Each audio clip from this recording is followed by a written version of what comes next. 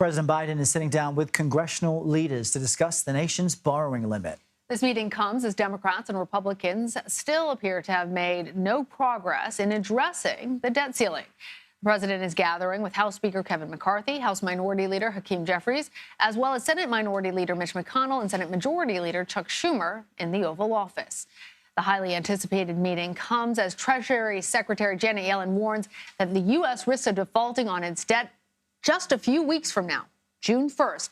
And that, as you can see, is coming so quickly. Right around the corner. Joining us now is CBS News senior White House correspondent Weijia Jiang. Weijia, give us a bit of a reality check here. How likely is it that this important meeting, this crucial discussion, actually bears fruit? Well, based on all the information that we have right now, moments before the meeting is actually going to begin, it seems like it's very unlikely that this is going to lead to any sort of firm agreement between both parties. As Speaker McCarthy was leaving Capitol Hill to come here to the White House, he was asked, what he expects of the meeting, what's going to happen. And he said he hoped that President Biden would be willing to negotiate. And that is, of course, giving in to his demand right now, which is to have a substantive discussion about spending cuts. And he's using that as his negotiation tool to try to say that's the only way that the House is going to raise the debt ceiling. The president and his press secretary today, who was asked about this, probably over a dozen times, have made very clear that they've also drawn their line. And their red line is just that, these two things should be very separate. The White House's position is that it is Congress's job to raise the debt limit, to avoid default, to make sure the U.S. continues to pay its bills. And they refuse to link that with any conversations about spending cuts. Because remember, guys, this is about money that's already been spent. These are about bills, paying the bills.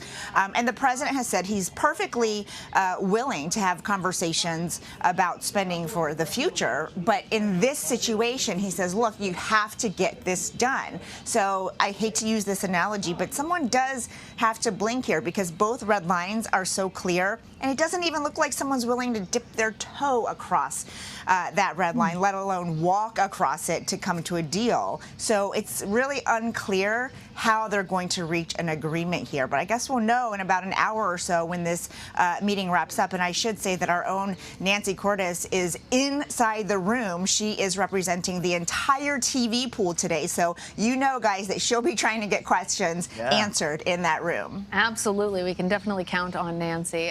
Weijia, we were speaking with Major Garrett earlier about how intractable this situation seems to be. If progress is actually made, what might that progress look like? We were joking that it looked like it could be a agreement to have a future meeting to set up a study of the potential implications of coming to an agreement on something. Right. What is perhaps the most likely scenario of any definition of progress that could come out of this meeting? So the reality is that what happens inside that room, perhaps only those four men will know.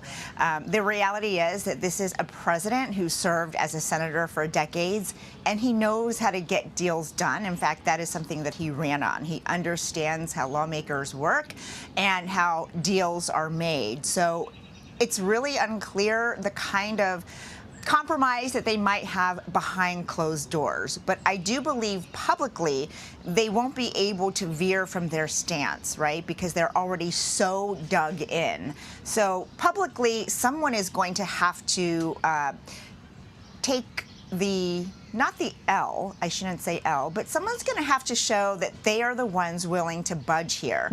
Because otherwise, you just have the clock ticking. I mean, you guys just show that calendar.